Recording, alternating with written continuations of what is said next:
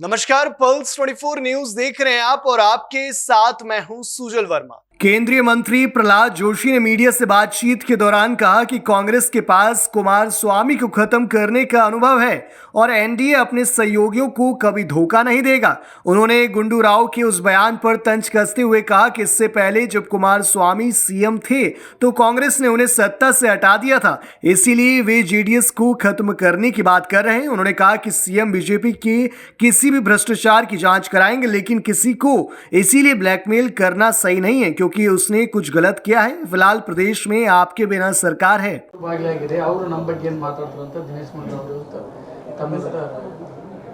ಮೊದಲೇದು ನೋಡ್ರಿ, ನಾ ಹೇಳೋದು ಅವ್ರದ್ದು ಕೇಸ್ ಇದ್ದಾವೆ. ಅವನ್ನ ನಾನು ಇನ್ವೆಸ್ಟಿಗೇಷನ್ಗೆ ನಾವು ಆರ್ಡರ್ ಮಾಡ್ತೀವಿ. ಗವರ್ನರ್ಗೆ ಹಳೆ ಕೇಸ್ಗಳ ಪರ್ಮಿಷನ್ ಕೊಡೋದು ಬರಿತೀವಿ. ಆ ನಂತರ ಅವ್ರ ಕಿಂಗ್ ಪಿನ್ ಸರ್ಕಾರ ನಿಮ್ಮದಿದೆ. 1.5 ವರ್ಷ ಆಯ್ತು ಸರ್ಕಾರ, ಹೆಚ್ಚು ಕಡಿಮೆ ಒಂದು ತಿಂಗಳು ಹೆಚ್ಚು ಕಡಿಮೆ. ಏನು ಯಾಕೆ ಮಾಡಿಲ್ಲ? ಮತ್ತು ನೀವು ಯಾವ ಭ್ರಷ್ಟಾಚಾರದ ಕೇಸ್ ಎನ್ಕ್ವೈರಿ ಮಾಡಿರಿ, ನಿಮ್ಗೆ ಯಾರು ಬ್ಯಾಡ್ ಅಂದಾರ? ಅದನ್ನು ವಿಜೇಂದ್ರ ಅವರು ಹೇಳಿದ್ದಾರೆ, ನಾನು ಹೇಳಿದ್ದೀನಿ, ಅಶೋಕ್ ಅವರು ಹೇಳಿದ್ದಾರೆ. ಮಾತಾಡಿದರೆ ಏನು ಹೇಳ್ತಾರೆ? ದೇವರಾಜ್ ಅರಸರಿಗೂ ಹಿಂಗೆ ಆಯಿತು. ಯಾರು ಮಾಡಿದ್ರಿ ದೇವರಾಜ್ ಅರಸರಿಗೆ? ಈ ಪ್ರಶ್ನೆಗೆ ಒಮ್ಮೆರೆ ಉತ್ತರ ಕೊಟ್ಟಾರೆ ನವ್ರ. ನೀವು ಅವ್ರಿಗೆ ಕೇಳೋದಿಲ್ಲ ಇದನ್ನು. ದೇವರಾಜ್ ಅರಸರಿಗೆ ಯಾರು ಮಾಡಿದ್ರಪ್ಪ? ಕಾಂಗ್ರೆಸ್ದವ್ರು ಮಾಡಿದ್ರಲ್ಲ. ಮತ್ತು ಇವತ್ತು ಸಿದ್ದರಾಮಯ್ಯನವರು ತಾವು ಜಾತಿಯ ಒಂದು ನೆರಳಿನಲ್ಲಿ, ಜಾತಿಯ ಗಿಡದ ನೆರಳಿನಲ್ಲಿ ಆಶ್ರಯ ಪಡೋದು ಅಡ್ಡಿ ಇಲ್ಲ.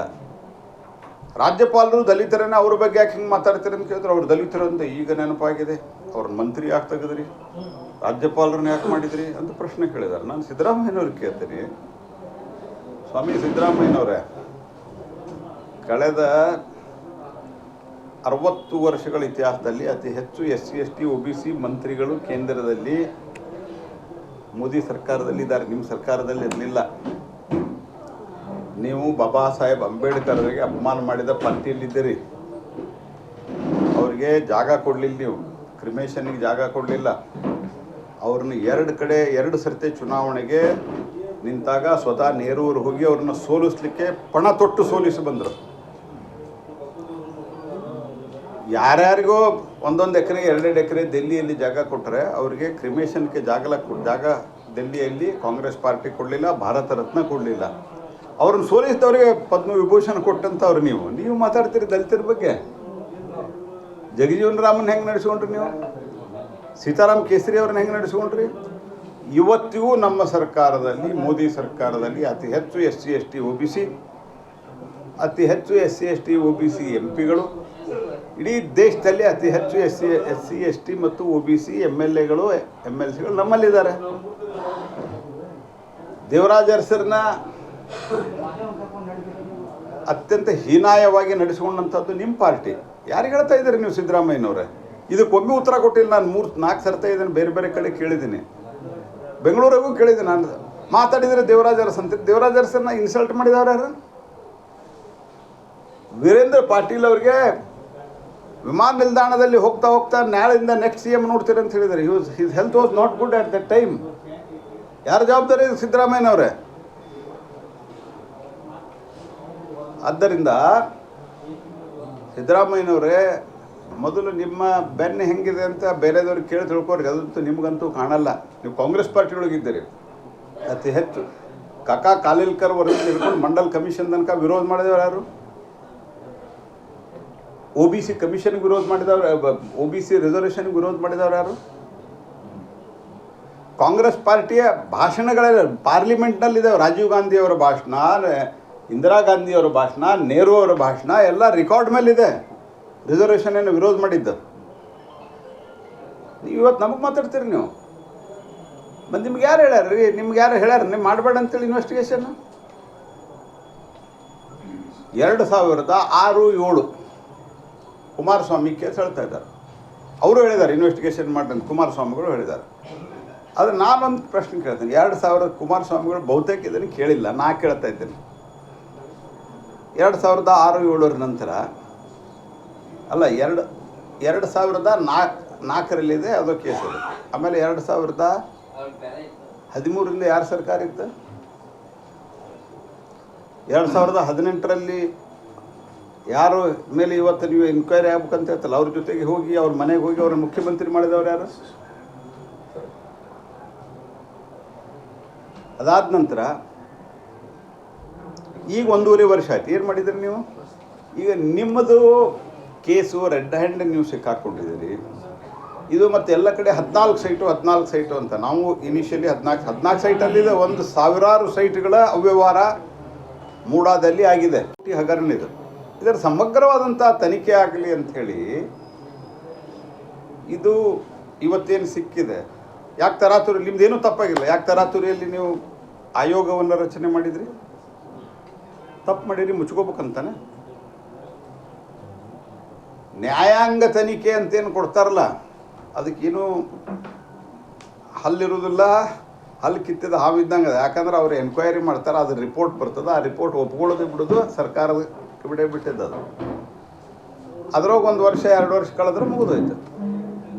ಹೋಗಲಿ, ಕೆಂಪಣ್ಣ ಆಯೋಗದ ನೀವೇ ರಚನೆ ಮಾಡಿದ್ರಿ. ಯಾಕಾದ್ರೆ ವರದಿ ಬಿಡುಗಡೆ ಮಾಡಿಲ್ಲ, ಇನ್ನೂ ತನಕ ಮಂಡನೆ ಮಾಡಿಲ್ಲ. ನಿಮ್ಗಷ್ಟು ನೀವು ಅತ್ಯಂತ ಶುದ್ಧಾಸ್ತರಿದ್ರೆ ನಿಮ್ಮ ಲೆಟರು, ನಿಮ್ಮ ಶ್ರೀಮತಿಯವರ ಕೈಯಿಂದ ನೀವು ಬರೆಸಿದಂಥ ಲೆಟರು ವೈಟ್ನರ್ ಹಚ್ಚಿದ್ದಾರು. ಇದ್ರ ಬಗ್ಗೆ ತನಿಖೆ ಆಗೋದು ಬೇಡ? ನಾ ಹಚ್ಚಿಲ್ಲ ಅಂತ ಈಗ ಮಾತಾಡ್ತಾ ಇದ್ದಾರೆ. ತನಿಖೆ ಯಾರು ಮಾಡ್ಬೇಕು? ರಾಜ್ಯಪಾಲರು ತನಿಖೆ ಕೊಟ್ಟರು, ಬಾಯಿಗೆ ಬಂದಂಗೆ ಮಾತಾಡ್ತಾರೆ. ಬಾಂಗ್ಲಾದೇಶದ ಪರಿಸ್ಥಿತಿ ಆಗ್ತದೆ. ಆದರೆ ಬಾಂಗ್ಲಾದೇಶ ಆದರ್ಶ ನಿಮ್ಗೆ? ಇವತ್ತಿನ ತನಕ ಬಾಂಗ್ಲಾದೇಶದ ಹಿಂದೂಗಳ ಬಗ್ಗೆ ಒಂದು ಶಬ್ದ ಮಾತಾಡಿಲ್ಲ ಇವರು. ರಾಹುಲ್ ಗಾಂಧಿ ಮಾತಾಡಿಲ್ಲ. ಪ್ಯಾಲೆಸ್ತೈನ್ದಲ್ಲಿ ಇಸ್ರೇಲ್ ಅವರು ಬಡದಾಡ್ತಾ ಇದ್ದಾರೆ. ನಮ್ದು ಏನು ತಪ್ಪದು? ಅಲ್ಲಿ ಪ್ಯಾಲೆಸ್ತೈನ್ ಬಗ್ಗೆ ಮಾತಾಡ್ತಾರೆ. ಇಲ್ಲಿ ಹಿಂದೂಗಳ ಮೇಲೆ ಸತತವಾಗಿ ಇನ್ನೂ ತನಕ ಅನ್ಯಾಯ ಆಗ್ತಾ ಇದೆ. ಮಾತಾಡೋ ತಾಕತ್ತಿಲ್ಲ.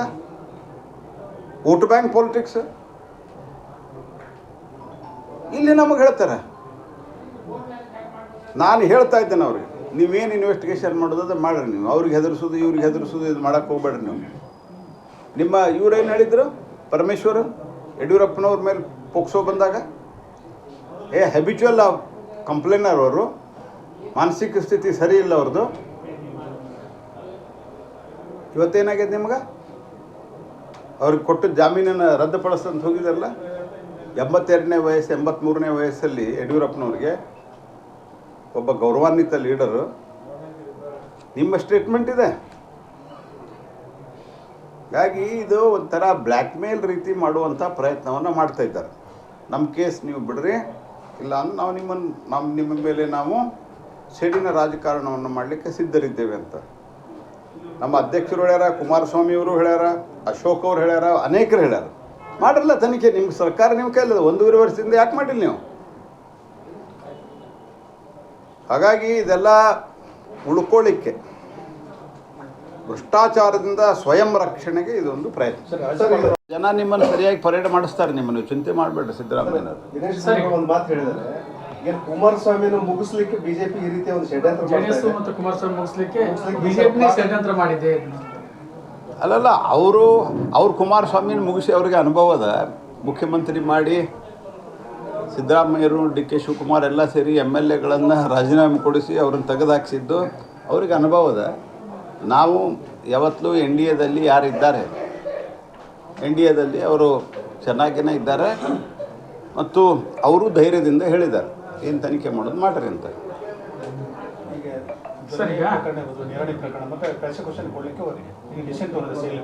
ನೋಡ್ರಿ, ಅದರಲ್ಲಿ ರಾಜ್ಯಪಾಲರು ಏನು ತೀರ್ಮಾನ ತೆಗೆದುಕೊಳ್ತಾರೆ. ಮತ್ತು ಆಲ್ರೆಡಿ ಕೋರ್ಟ್ ಮುಂದೆ ಇವ್ರು ಹೇಳಿದ್ದಾರೆ, ಯಾವುದು ಸನ್ಮಾನ್ಯ ಅಡಿಷನಲ್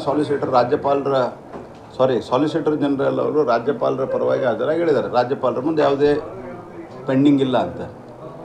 ಅಷ್ಟು ವರ್ಷಗಳ ಕಾಲ ಈಗ ಅವರು ಎನ್ಕ್ವೈರಿಗೆ ವಾಪಸ್ ಪ್ರಶ್ನೆಗಳನ್ನು ಕೇಳಿದ್ದು ಈಗ ತಕ್ಷಣ ಕೊಡ್ತಾ ಇದ್ದಾರೆ. ಅರ್ಥ ಏನು? ನೀವೇನು ಮಾಡಿದ್ರಿ ಇಷ್ಟು ದಿವಸ? 8ರಿಂದ 14ನೇ ಇಸ್ವಿ ನಮ್ಮ ಸರ್ಕಾರ ಬರೋ ತನಕ ನಿಮ್ಮ ಸರ್ಕಾರ ನೇಮಿಸಿದ ರಾಜ್ಯಪಾಲರಿದ್ದಾರಲ್ಲ, ಯಾಕೆ ಮಾಡಿಸ್ಲಿಲ್ಲ? ಯಾಕೆ ಮಾಡಿಸ್ಲಿಲ್ಲ? 14ರ ನನಗೆ ನೆನಪಿರೋ ಮಟ್ಟಿಗೆ 14ರ ಜುಲೈ ಆಗಸ್ಟ್ ಸೆಪ್ಟೆಂಬರ್ದಲ್ಲಿ ವಜೂಭಾಯಿ ವಾಲಾ ಅವ್ರು ಬಂದರು. ಅದಕ್ಕಿಂತ ಮೊದಲು ನಿಮ್ಮವರು ಆಯ್ತಾರಲ್ಲ, ಯಾಕೆ ಮಾಡಿಸ್ಲಿಲ್ಲ? ಅಂದ್ರೆ ನಿಮ್ಗೆ ಬೇಕಾದಾಗ ಒಂದು, ಬೇಡಾದಾಗ ಒಂದು. ನಿಮ್ದೀಗ ಹೊರಗೆ ಬಂತು, ಕುಮಾರಸ್ವಾಮಿ ನಿಮ್ಮ ವಿರುದ್ಧ ಭಾಷಣ ಮಾಡಿದ. ಅವರು ಕುಮಾರಸ್ವಾಮಿಗಳು ನಿಮ್ಮ ವಿರುದ್ಧ ಧ್ವನಿ ಎತ್ತಿದ್ರು. ಅದಕ್ಕೆ